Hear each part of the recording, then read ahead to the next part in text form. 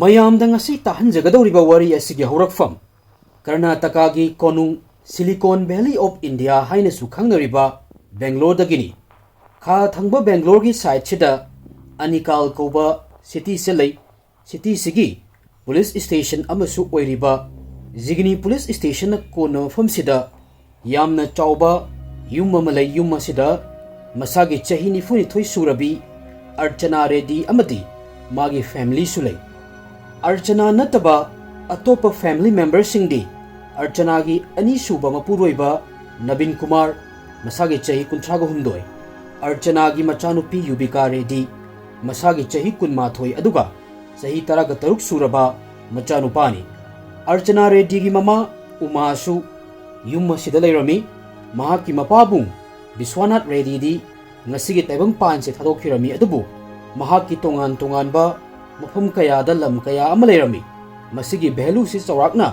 क्रोर कया अमगी ओइरमी। अर्चना की मपा से real estate professional अमखनी हाइबदी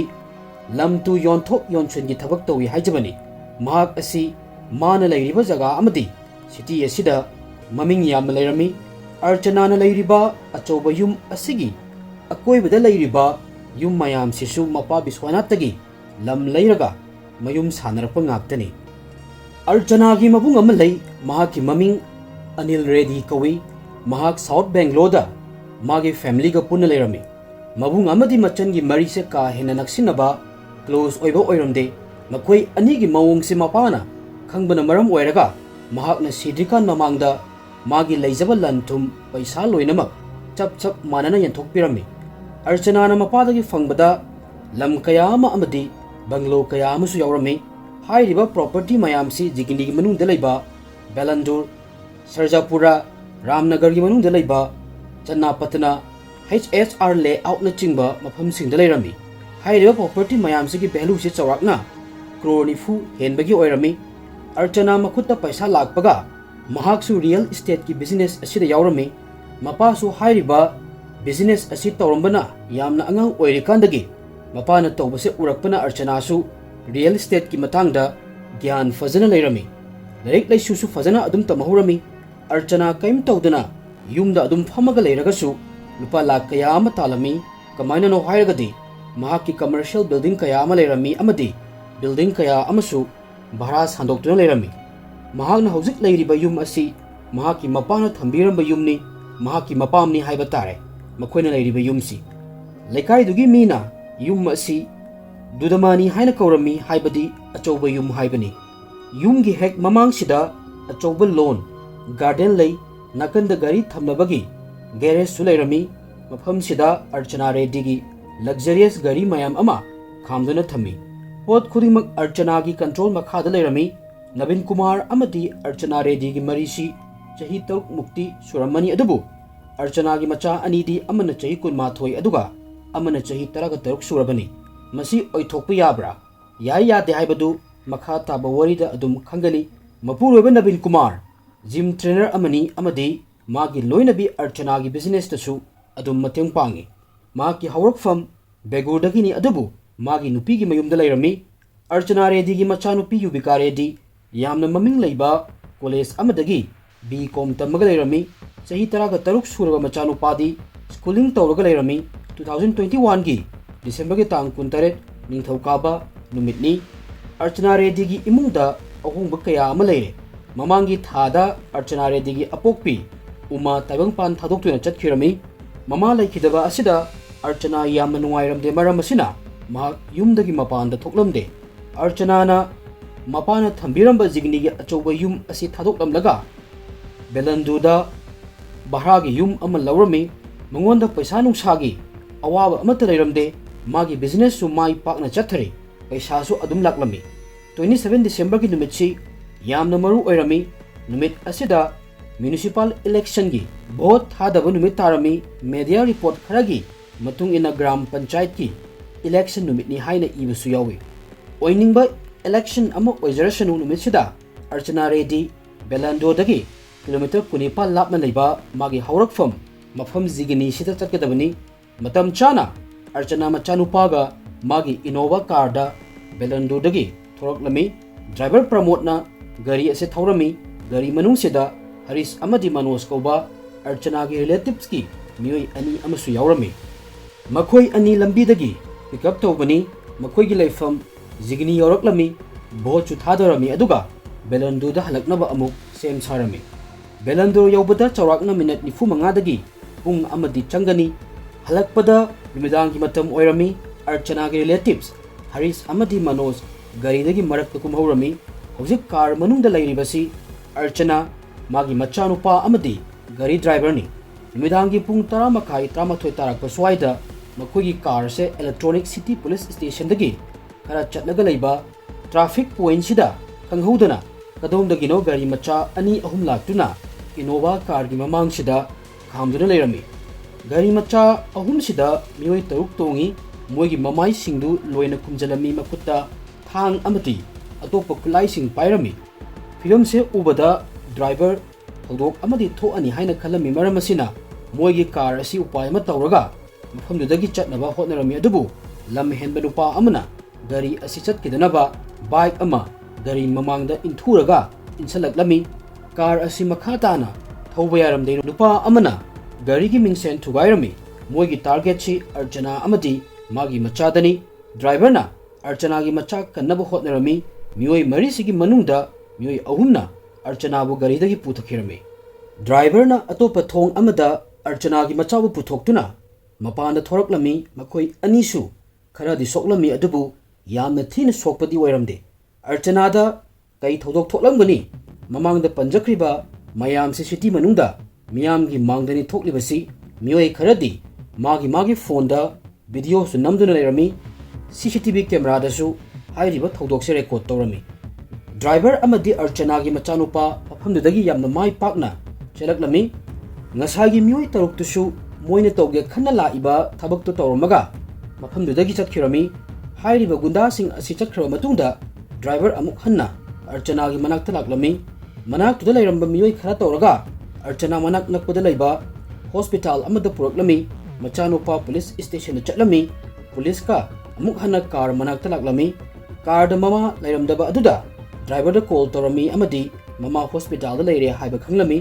yamna thuna Mcha Nupa su hospital da laklami hospital yawro matungda Archana sire haiba khanglami hairiba thodok matangda mafamdugi law and order gi mathakta wahang kaya ama hangba yarami oktaba gunda sing asi ifong fongna sorok lamjau da chatlaga lairibani amadi sigumba thodok ase thokhalami icham chamba mioi di tokro paisa paiba Crore Pati fauba safe oiramde Archana Reddy gi background gi matangda khara khajik explain tawjage Archana Arvin kauba nupa amaga ahanba oina lohoklami Arvin chu paisa paiba Crore Pati imung gi machani makhoi ani gi lohonglaba matung Mcha Nupi Yubika Reddy amadi Mcha Nupa ase phangjerami chawrakna chahi 13 di Arvin amadi Archana punna lairami masigi matungda makhoi ani gi marakta yanadaba hawraklami amadi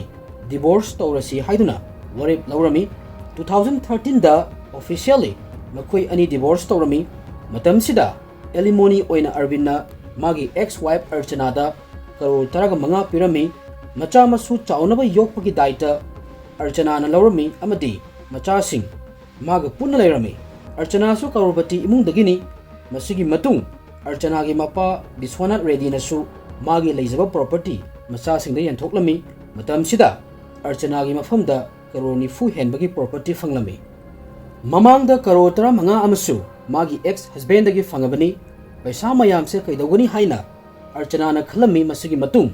mapagi real estate business sida yawragi haina khalami Archana real estate business ki matangda idea khara leirami mahakna investor khara ga wari tawrami amadi employee khara hire tawduna magi thabak se hawrami Archana gi business mai pakpa hawrami sigumba business sida yeknaba leiba masak naiba gundaga sak mai khangnaba haibasi normal oiba wafam amakhakni maramasina Archana su gunda kharaga adum khangnarami Archana mapuroi bagasu kainarabani na mahakna macha anibu yamna luna tobirami amadi nungsirami macha anibu ningthina mahi masing tamhanduna awangba post thabak tawba Archana na uninglami Mcha Nupa bu police officer ama oihangi haibagi mangla nama sagatlami thabak tawna Archana magi business partner asibu nungsiba phawraklami mahang nupa asibu yamna pamlami nupa asigi maming Sadik Siddiqui kawi media report ki matung inna Archana Sadik Siddiqui ga live in the lay haina su hairami makoi ani na punna business run tawraga lairami adubu tapna makoi ani gi mari dasu crack chalaklami business ki matangda makoi ani gi marakta conflict khara thoroklami conflict se kayamuk serious oige haibada Archana police station da chatuna Sadik Siddiqui gi mathakta complaint ama file tawrami makoi ani chahi ahum leminarba matungda tongan balambi da chatnarami masigi matungdani gym trainer su oiba Nabin Kumar Archana Reddy gi punchi khongchatta lakhibasi Archana masado fit ta leinaba gym chatlami Mcha Nupi su chatli matam sidani Nabin Kumar ga thengnabasi hojikti Archana yum su business su mathantana yingchinba tarami magi business partner gadi already break up oikre Nabin Kumar ga marup oiraba matungda Archana na Nabin Kumar bu magi company da hire tarami adusu achobo post ni Archana Reddy na magi business asi ran tawbada Nabin Kumar gi mating yamna yawrami Archana gi property khara da atopa party ga chayitnaba khara leirami chayitnaba asi loisinbada Nabin Kumar gi achoba role ama yawrami masigi matung Archana amadi Nabin Kumar ani gi marakta naksinaba hawraklami Nabin Kumar Archana dagi chahi mapan tara mukti angang oirami Nabin Kumar social media da su yamna active oirami gym da mahakna workout tawbagi reels semduna thagatlami Archana gi yumnonabada lebi nupi amana media da Archana sana lupa fashion gi oiba pot chai leiba yamna pamjai hairami Archana gi masing thingamdraba khongup nagi sana amadi bag lei hairiba mayam asi magi dress ka chanaba khanduna sizinai hairami magi firol ayamba tailor da semanba ngaktani thodok asi thokadaba numit kharani gi mamangda Archana magi yumnonabagi nupi ama puduna shopping chatami amadi lupa lesing kunthra gi pot chai lerami Archana na Mcha Nupi Yubika Reddy da tha khudingi pocket money oina lupa lesing yang kai pirami college chappa sumhakna thilami hojik amuk mamangda Archana da thokiba thodok tugi matangda amuk wari haurasi Archana gi Mcha Nupa Electronic City Police Station da chatuna FIR ama palami police ki makok thongba officer kaya ama moigi team ga loinana thodok thokphom da laklami mafam dugi investigation fazana tawrami dog squad team forensic team su laklami technical team su CCTV footage lauthokuna check toba haurami thodok thokpham gi manakta leiba dukan sing amadi local gi mioi sing da police na wari watai tawrami mioi kaya amadi thokriba thodok sigi matangda video recording tahoba sing do social media da thadoraklami haiba video sing asida su police na mityang thamlami police na gunda sing asi kana no khangdoknaba tawrami adabu moigi mamai sing loina kumjanbana maram oiraga masak khangdoknaba hotnabada awaba amadi oirami Archana ge driver amadi macha thodok thokpa matamda moisu yawribani moigi mangdani thokriba thodoksi gunda sing aduna makoida su attack towa horakpadagi makhumdagi chalakhibani police na driver amadi Archana ge macha dagi gunda sing adugi details khangdokpa horami Archana ge macha na thokriba thodok asigi matangda amam to oina ningsingba horaklami gunda mari manga sigi manungda amadi makhoi mayam gi luchingba malami mahakna Archana da lauraga Nabin Kumar gi mathakta case file tawbagi nathona kadai dagi la ino hairami Nabin Kumar Archana gi ani suba mapuroibani amadi ahum suba lover ni kanagumba amana Nabin Kumar bu langda thuannaba magi ming panba oibasu yai adubu Archana gi Mcha Nupana magi step father Nabin Kumar da chingnarami amadi FIR da su magi ming yawrami police na thodok asi thokpa matamda Nabin Kumar kadai da lei kanaga wari towi khangdoknaba location amadi call details record check torami masigi su mathakta Nabin Kumar amadi Archana ani gi marakta kari problem leibagi haibasi su khangdoknaba thidoklami masigi damak police na Archana gi imung manung mari mata amadi yumnonaba singda wari watai to bahorami Archana na Instagram da magi nupa Nabin Kumar ga loinana 2022 gi April tha da aroibo oina post torami photo asida Mcha Nupi Yubika Reddy amadi atopa mioi khara su yawrami masigi matungda matai manaugi oiba photo amata post tawramde kanana khangba matam sidagi matai manau anigi marakta leinaba marida crack chapa hawrakhibra haibasisu media report ki matung inna thodok thokadaba tha mari mangagi mamangda matai manau anigi marakta conflict thoklami haina palli 2021 ki September da Yubika magi marup singa birthday party ama chatlami mafam sida aroi bi thakta yu thaklami matam sida magi wakhal da kari lakpuno khangde Yubika na magi phone dagi mama da message ama torami aduga mahak amadi magi step father Navin Kumar makhoi ani amana amabu nungsinai amadi nungsi marisu leinai hairami amuk hana explain tawjarabada Archana gi ahanba nupadagi phangjabi machanupi siga Archana gi anisuba mapureba siga nungsinai haibani Navin Kumar na Archana dagi tahi taragani thoimuk halami machanupi Yubika na third iba message parubada mama Archana di angakpa ama phawrami machanupi mayumda halak matungda Archana na machabu gyan tahanaba khotnarami nangna khaliba wakhaldo yamna lanba khongthangni tawganu miyamna kari khankhigani society sida ekhoi imungi ijat kadai da leigani hairami Archana na magi ani subanupa Navin Kumar da su gyan tahanaba hairami adubu makhoi animak Archana gi wa lawramde matai manau ani amuk khatnarami hanadagi su matai manau ani gi marakta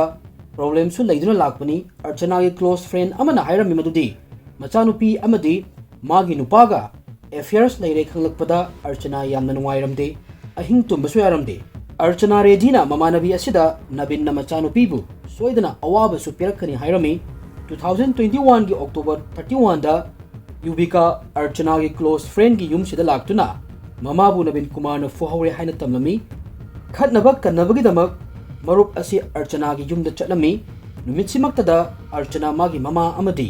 machanupa puduna marup nupi gi yum sida laklami numisigi numidang da Archana mama ga loinana police station chattuna Navin Kumar gi mayokta complain tawrami numit humni marup ki yum da leiraba matungda belandu da bahra gi yum ama lawrami mafamdu da makoi ahum shift tawrami yum gi darkar leiba potchai sing bazar da gi leirami asomda su Yubika amadi Navin Kumar makoina leiriba mama gi yum asi thadoktuna madhumitra layout da bahra gi room lawrami hairiba mafam sisu zigini hairiba namsigi manungda leibani hanadi Archana magi machanupi amadi magi second husband da tha kudingi paisa pirambani khatnarba matungdadi karigi makhata na paisa pizaruni khanduna piramde Navin Kumar gym gi trainer oirambani adubu 2021 ki matamdadi corona laibanina gym hangbasu yaramde yamna wana tha amada lising kunmanga khak talami masigi manungda lising taga mapandi room gi bhara thirami Yubika amadi Navin live in the lairabani makoi ani physical relationship su leire November thada Archana gi mama Uma sirami hanagi awaba ama leire kan cheraksida awaba ama amu hapselami awaba se hanmalaktana ngayak fagadra haiduna koichat chatlami restaurant chattuna chaba tawrami machanupi Yubika magi manakta halakpa pamlami kayarak hanna machanupi bu Navin Kumar da lapthokna leinaba hairami adubu taba kawba leite Navin Kumar na Archana da paisa piraknaba akanba pressure pirami maramasina 28 December da Archana amuk hanna police station da chatuna dowry case ama Navin Kumar gi mathakta tawrami mamang da su Navin Kumar gi mathakta case lairami adubu matam sida di police na matai manau anibu counseling tawraga mayum da tharami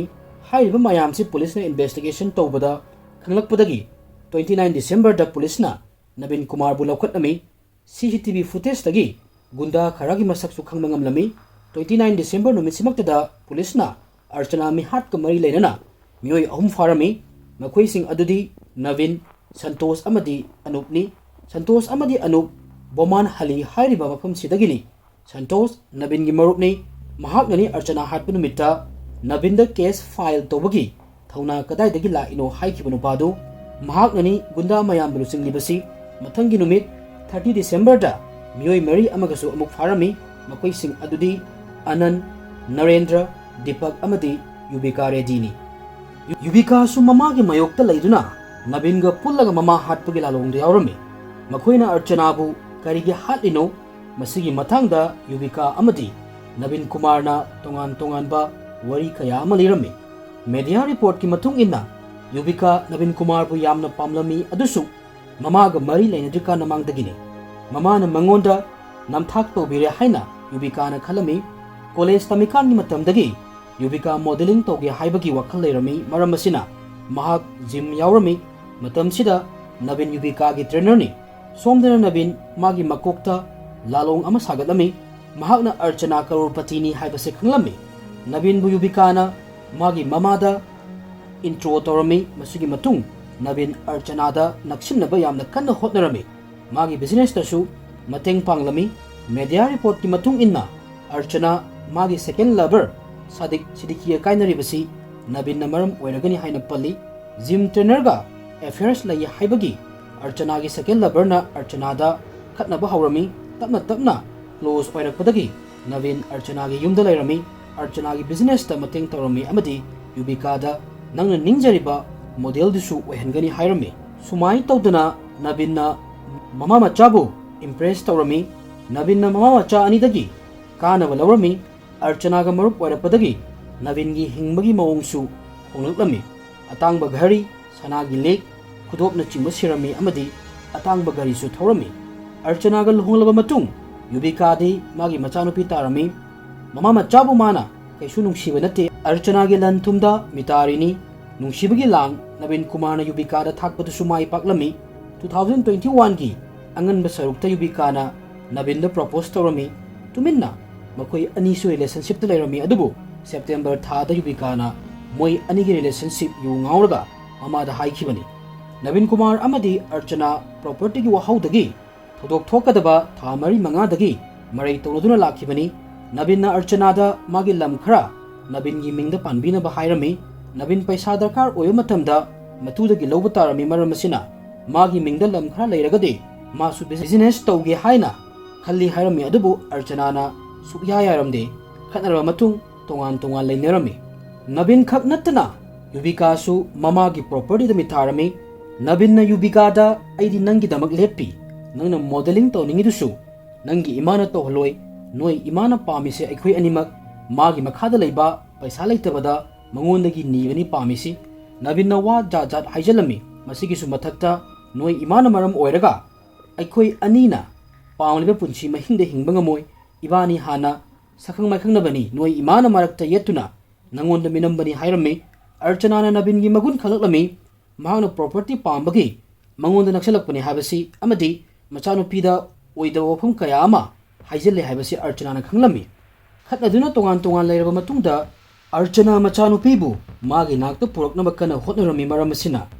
criminal gi mawng tawba Rohit ko nupa amaga wari tawrami nupa asina miwai khara tawraga Navin gi manakta chalami aduga Yubika mama gi manakta chalhankinaba hairami kaigumba salhandaba taragadi nangbu lemna tharoi amadi matung tarakpada nungaitaba thodok kaya ama tholokpa yai hairami Archana Navin ga divorce tawnabasu sem sarami Archana na machanupi da Navin ga sum laiminaragadi nangonda property su piyoi hairami property punamak nangi nawagi mingda onthokani hairami mayamche taraga Yubika tawpham khanglamde December gi ahanba week tagi Navin amadi Yubika pullaga mamagi mathakta laman khumnaba plan tawa hawrami Navin na magi marupta machin thijallaga moigi plan chida yawhallami mahakna magi marupta asumna hairami Archana na mabu mahakna yamna nungsi hiram khudingmakta mana mateng pangi chahit aduna leiba property kaya ama waloi sinabada mateng pangi masigi su mathakta mahakna Archana dagi kaigumba amata piyu haina demand tawkiba leite maram ilai leitena mabu yumdagi tanthokpir e amadi machanupi na ai yumdagi tanthokpagi matang sida wa hairubada machanupi bu su yauna tanthora i haina hairami aigi mathakta case kaya amasu file tawraklami mayam se taraga Navin gi marup Santosu magi wari sida thajarami amadi Santosna magi marup kaya plan sida yawhallami moigi plan asi pangthoknabagi damak Navin na magi marup mayam se yu fazana pithaklami amadi moi mayam sinanaba mi amada lupa lising mari su pirami tabak asi pangthoknaba matungda ahen ba paisa su pigani hairami Yubika amadi Navin na Archana khak hatpata natna machanupa bu su hatnaba plan tawrami kaigino hargadi matung tarakpada property da kana amatana ayat peptenabani Navin na Yubika da mogi plan se pangthokaba matung makoi ani lohongani haina wasaklami amadi lanthum mayam siga punsi nungaina leirani haibagi manglan sagatami Archana di mabu hatnaba magi nupa amadi machana hotnari haibasi karimata khanglamde hujik su Archana machanupi da thajba leirami masigi khudong chaba machanupi na lawrami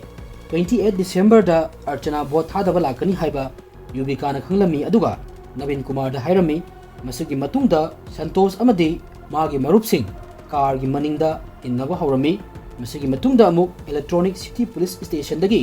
ꯈꯔ ꯆꯠꯂꯒ ꯂꯩꯕ traffic ꯁꯤꯒꯅꯦꯜꯁꯤꯗ ꯀꯥꯔꯗꯒꯤ ꯑꯣꯚꯔꯇꯦꯛ ꯇꯧꯔꯒ ꯃꯈꯣꯏꯅ ꯄꯥꯡꯊꯣꯛꯀꯗꯕ ꯊꯕꯛ ꯄꯥꯡꯊꯣꯛꯂꯝꯃꯤ ꯑꯗꯨꯕꯨ ꯑꯔꯆꯅꯥꯒꯤ ꯃꯆꯥ ꯗ꯭ꯔꯥꯏꯚꯔꯅ ꯀꯜꯂꯒ ꯃꯐꯝꯗꯨꯗꯒꯤ ꯆꯦꯜꯂꯛꯂꯝꯃꯤ ꯏꯂꯦꯛꯇ꯭ꯔꯣꯅꯤꯛ ꯁꯤꯇꯤ ꯄꯨꯂꯤꯁꯀꯤ ꯑꯣꯐꯤꯁꯥꯔꯒꯤ ꯃꯇꯨꯡ ꯏꯟꯅ CCTV ꯃꯤꯌꯥꯝꯒꯤ ꯄꯥꯎꯗꯝ ꯑꯃꯗꯤ ꯑꯇꯣꯞꯄ ꯇꯦꯛꯅꯤꯀꯦꯜ ꯏꯟꯚꯦꯁꯇꯤꯒꯦꯁꯟꯗꯒꯤ ꯊꯧꯗꯣꯛ ꯑꯁꯤꯗ ꯆꯦꯟꯅꯔꯤꯕ ꯃꯤꯑꯣꯏꯁꯤꯡ ꯈꯟꯗꯣꯛꯇꯨꯅ ꯐꯥꯔꯝꯃꯤ ꯌꯨꯕꯤꯀꯥꯁꯨ ꯃꯃꯥ ꯍꯥꯠꯄꯒꯤ ꯂꯥꯂꯣꯡ ꯃꯍꯥꯛ ꯌꯥꯎꯏ ꯍꯥꯏꯕꯁꯤꯁꯨ ꯃꯁꯥꯅ ꯌꯥꯖꯔꯝꯃꯤ ꯅꯕꯤꯟ ꯀꯨꯃꯥꯔꯗꯤ ꯑꯔꯆꯅꯥꯒꯤ ꯄ꯭ꯔꯣꯄꯔꯇꯤ ꯄꯥꯝꯕꯅꯤ ꯑꯗꯨꯕꯨ ꯑꯔꯆꯅꯥꯅ ꯄꯤꯔꯝꯗꯦ ꯃꯁꯤꯒꯤꯁꯨ ꯃꯊꯛꯇ ꯑꯔꯆꯅꯥꯅ नवीन कुमार की मथक्ता दाउरी की केसु फाइल तौखिबनी मयामसिना मरम ओइरगा नवीन कुमार यामना सावरमी महाके असावबगी लिमिट से अर्चनाना मी थारक्तुना नमफुदा मचानुपी युबिका उनब होतनरकपा असिदगी नवीन कुमार के असावबगी लिमिट हेंदोखिरमी मरम असिना अर्चनाना कयुंब खरा मागी मथक्ता तौत्रिकांदा माना हाना तौहोबना फै खलमी मरम असिदगी ममांगदसु नवीनना अर्चना हाननबा अनिरक होतनरमी अदुबु माई पाकिदे मथुंदा तौबा ngamaroy खनबदगी मी नेक्तुना तौहनबनी मीडिया की रिपोर्ट मतुंग इन्ना थौदोक असि पांथोकपदा यावखिबा ममानबसिंगना नवीन मचिन थीरगा मोइबु यावहनखिबनी कयगुंबा महाक मागी नुपीगी मचागा अफेयर्स लेबा अमदी प्रॉपर्टी पांबगी तौरिने खंगमगदी अखोय मागी प्लान सिदा यावरो हेरमी ममांगदसु पंजखिबा थौदोक असिगी मतांगदा मियोय तरेट फादुना हौजिक जेलदा लई हौजिक केस असि कोर्ट चथरी फाइनल जजमेंट अमता लाक्ट्री फाइनल जजमेंट दी मखाताना नामेनखिबा तारी मसीने मयाम अई ngasiगी wari asi tabiraga mayam gi oiba wakhal mot thambiramu ngasi di matang asilo silage thank you everyone